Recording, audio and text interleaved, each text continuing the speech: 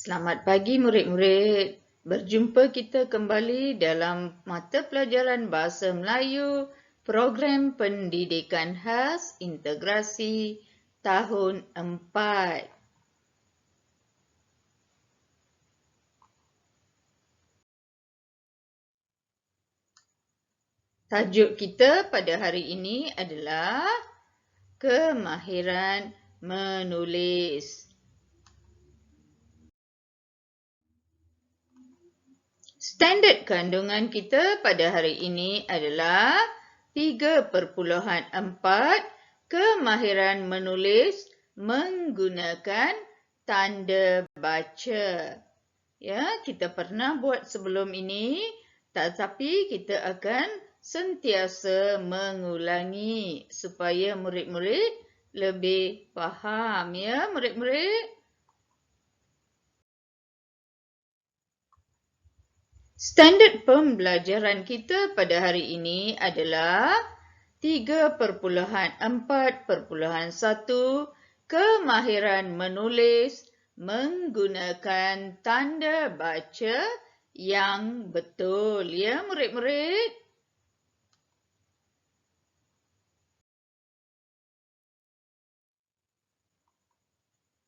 Objektif kita pada hari ini adalah murid dapat menulis menggunakan tanda baca nokta yang betul, ya, dengan betul. Bukan sahaja nokta tetapi ada juga tanda bacaan yang lain yang cikgu pernah ajar sebelum ini. Ya, murid-murid perlu gunakan dengan betul. Tetapi pada kali ini cikgu hanya banyak melihat kepada nokta, ya. Selepas nokta huruf besar, sepatutnya murid-murid dah boleh buat, ya. Cikgu dah pernah ajar beberapa kali.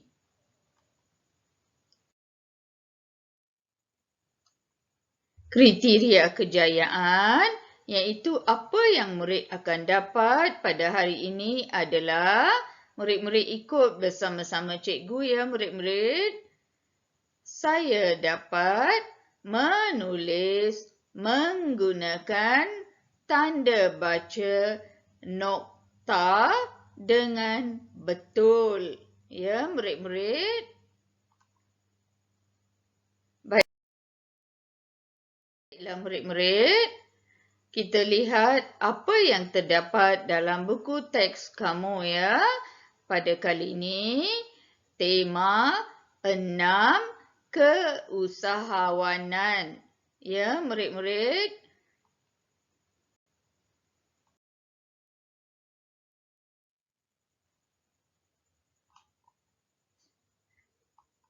Ini yang terdapat, gambar yang terdapat dalam buku teks kamu, unit ke-6, keusahawanan. Ya, murid-murid. Apa itu keusahawanan? Ya, boleh tak murid-murid fikirkan? Apa itu keusahawanan? Usahawan itu apa?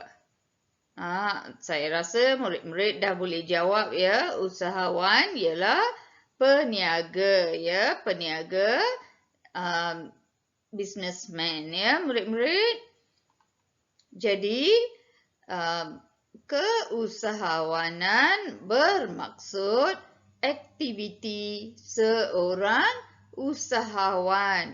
Usahawan ialah peniaga, ya, peniaga, businessman, ya, murid-murid. Jadi aktiviti usahawan itu dipanggil keusahawanan. Ya, inovasi yang dijalankan, ya, dia bagaimana gerai dia, ya, kreativiti dia. Semua itu ialah aktiviti seorang usahawan. Ya, murid-murid. Cikgu harap murid-murid boleh faham, ya. Seterusnya,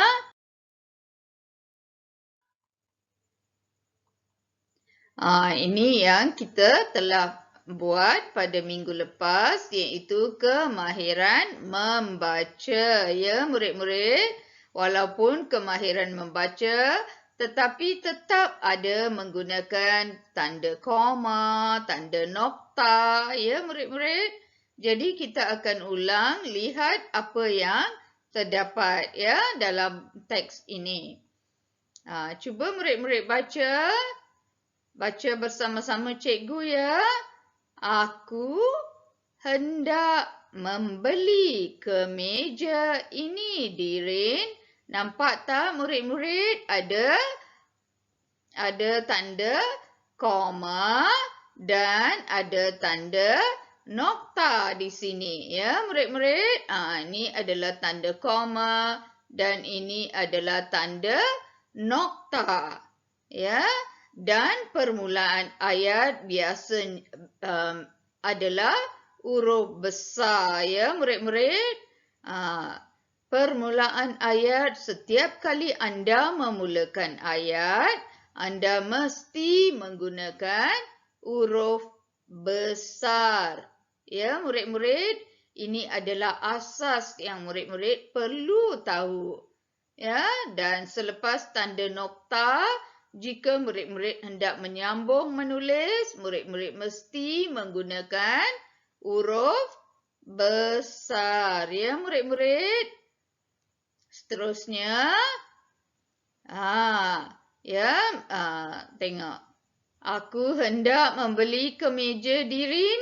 Kemudian ada kawannya menjawab, baiklah kami ikut serta. Jadi cikgu tulis balik semula di sini dengan menggunakan dengan huruf besar dan menggunakan dua warna ya supaya murid-murid dapat membaca dengan lebih baik. Ya, murid-murid, baiklah. Ya, cikgu dah cakap sebelum ini, ya, cikgu ada beritahu bahawa jika kamu berhenti sejenak tetapi ayat itu tidak habis lagi, kamu perlu letakkan tanda koma. Ya, murid-murid, baiklah, koma, kami ikut serta, titik. Murid-murid perasan tak bila permulaan ayat huruf besar? Ya, murid-murid hari ini bukan saja nokta tetapi juga huruf besar. Murid-murid perlu tahu ya. Seterusnya, ni dia Faiz ya. Faiz kawannya Faiz ya. Jadi Faiz, mari kita lihat pakaian di sana. Ada kawan mengajak melihat pakaian di sana. Ya, pakaian ini adalah gerai yang usahawan laksanakan, jalankan ya, aktiviti yang usahawan buat. Ya, jadi mereka hendak pergi membeli baju. Ya, murid-murid, kita lihat yang seterusnya.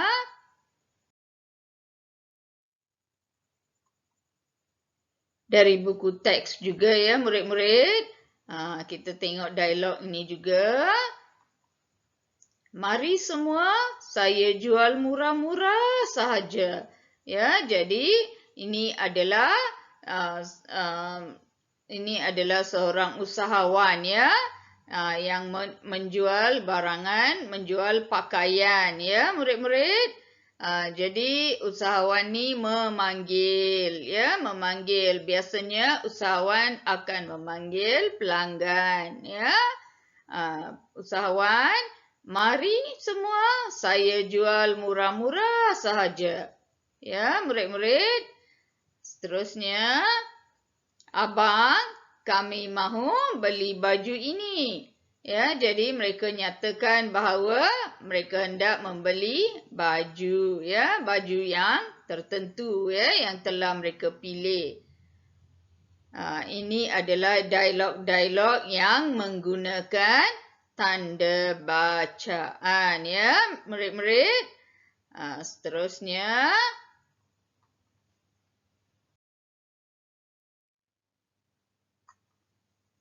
dari buku teks juga, murid-murid lihat ya. Ini adalah kendera saji. Apa maksud kendera saji? Ya, kendera saji maksudnya jualan yang dilaksanakan menggunakan kenderaan. Ya, murid-murid biasa lihat tak murid-murid? Kita biasa lihat ya, kenderaan saji biasa juga ya. Sekarang musim begini ya, biasa dijual makanan menggunakan van ya. Murid-murid, kita pergi, kita beli dari bawah, kita pesan dari bawah, mereka sajikan. Ya, mereka beri. Itu ialah kenderaan saji. Ya, murid-murid, jualan yang menggunakan kenderaan. Ya, sama ada van, lori, ya murid-murid, kereta. Baiklah, kita baca ya apa yang terdapat, apa yang tertulis di sini ya murid-murid. Ya, cikgu buat dengan 2 warna dan huruf besar supaya murid-murid dapat membaca dengan baik. Ya, murid-murid, murid-murid boleh baca bersama-sama cikgu ya. Kendera saji semakin popular. Lokasinya sering berubah-ubah. Pelbagai menu disediakan. Harga berpatutan.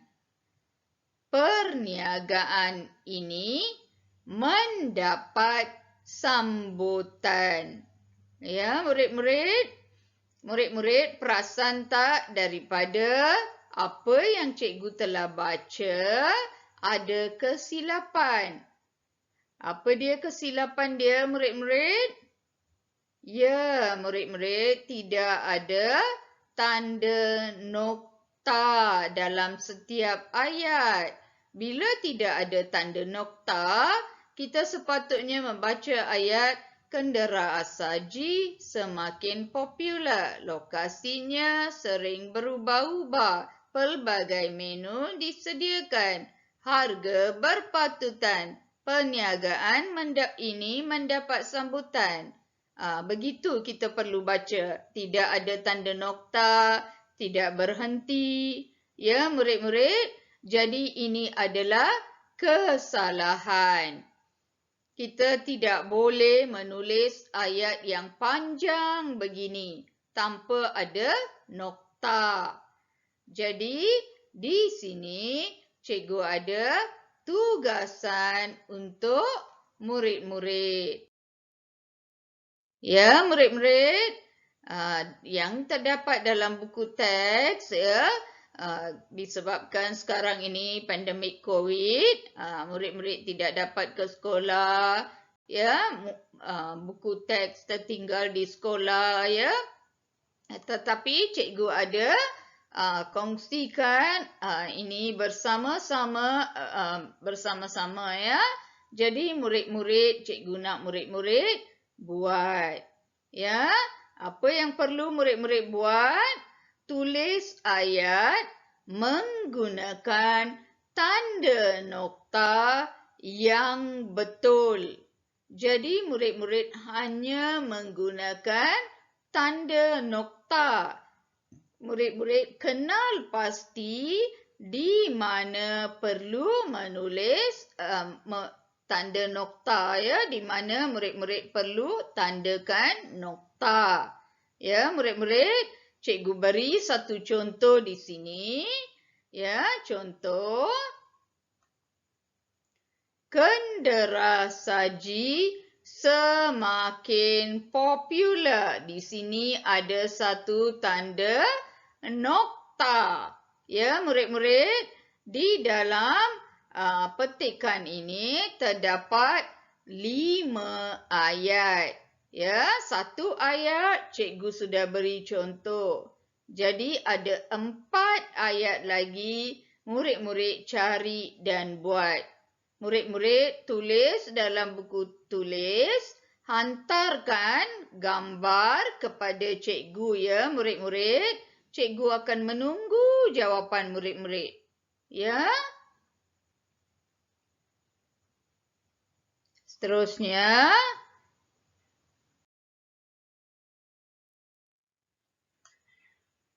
saya ingat. Maksudnya, apa yang murid-murid ingat pada hari ini ya, setelah PDPR hari ini, apa yang cikgu telah terangkan kepada murid-murid, apa yang murid-murid perlu ingat pada hari ini.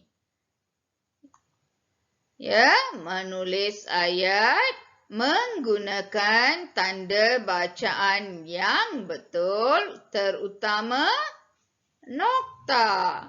Ya, menulis ayat menggunakan tanda bacaan yang betul. Ya, murid-murid, khasnya nokta. Ya, murid-murid, jangan lupa buat tugasan yang tadi cikgu beri ya. Mula-mula salin dialog.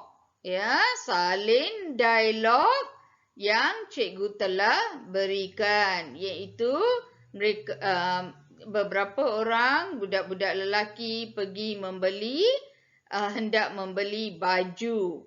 Ya, dialog itu murid-murid salin kembali dengan tanda koma dan tanda nokta yang dengan betul. Kemudian cikgu bagi satu lagi tugasan, iaitu murid-murid perlu mencari ayat. Ya, ada 5 ayat dalam petikan tersebut. Murid-murid hanya perlu mencari 4 ayat lagi. Satu ayat contoh cikgu telah berikan kepada murid-murid. Selain daripada itu, ya, tugasan murid-murid menjawab soalan kuis Google Form ya yang cikgu sediakan. Soalan ringkas yang mudah ya murid-murid, tetapi kali ini bukan pilihan jawapan A, B, C, tetapi murid perlu menulis apa yang cikgu telah tulis dengan tanda nokta. Ya murid-murid, tanda nokta sahaja. Baiklah murid-murid, yang seterusnya, murid-murid perlu membuat latihan dalam buku aktiviti murid-murid. Setelah pandemik COVID ini, cikgu telah kirimkan buku ini kepada anda semua. Ya murid-murid, cikgu harap anda semua ada buku ini ya murid-murid. Jadi murid-murid buat latihan ya tema keusahawanan dalam buku aktiviti kamu ya murid-murid. Kemudian hantarkan gambar kepada cikgu ya murid-murid. Seterusnya, murid-murid jawab soalan lembaran kerja yang cikgu bekalkan di sini ya murid-murid. Cikgu akan kongsikan kepada murid-murid. Dan seterusnya, murid-murid membuat latihan modul yang telah cikgu edarkan ya. Cikgu letak di pondok jaga, ingat lagi kan? Ibu bapa datang ambil ya. Jadi murid-murid buat ya. Banyak latihan di dalam modul itu cikgu berikan. Ya, murid-murid. Murid-murid, seperti yang cikgu selalu nasihat kepada murid-murid ya. Selamat belajar ya. Murid-murid berada di rumah bukan bermaksud murid-murid bercuti terus, lupakan pelajaran, tak perlu belajar ya, bukan begitu ya murid-murid. Kita di dalam kemestian berada di rumah, mesti berada di rumah. Ya, kita tidak boleh buat apa-apa mengenai perkara ini. Jadi murid-murid perlu belajar dari rumah. Ini adalah norma baru kita. Ya, murid-murid belajar membuat tugasan yang cikgu-cikgu semua berikan kepada murid-murid. Ya, jangan tinggalkan apa-apa, jangan tangguh kerja. Ya, tiap-tiap hari buat apa yang cikgu berikan kepada anda semua. Cikgu tak beri banyak-banyak, ya. Cikgu beri sedikit saja. Nampak seperti banyak tapi sebenarnya tak begitu banyak. Ya, murid-murid. Kemudian murid-murid, cikgu nasihat, jangan keluar rumah, ya. Tidak ada hal, jangan keluar. Tidak perlu keluar. Ya, murid-murid. Murid-murid boleh membuat semua tugasan yang cikgu berikan. Kemudian murid-murid, cikgu pernah ajar aktiviti masa lapang. Murid-murid boleh buat aktiviti berfaedah yang murid-murid minati, ya, di rumah. Ya, murid-murid, jika murid-murid berkesempatan boleh mengambil gambar dengan dalam handphone ibu bapa, hantar kepada cikgu. Cikgu boleh tambah markah murid-murid dalam amalan baik. Ya, murid-murid. Selain itu, murid-murid juga boleh membantu ibu, bapa, abang, kakak di rumah, ya, murid-murid. Sehingga itu, sekian, terima kasih. Cikgu jumpa murid-murid pada minggu hadapan dalam mata pelajaran Bahasa Melayu. Bye.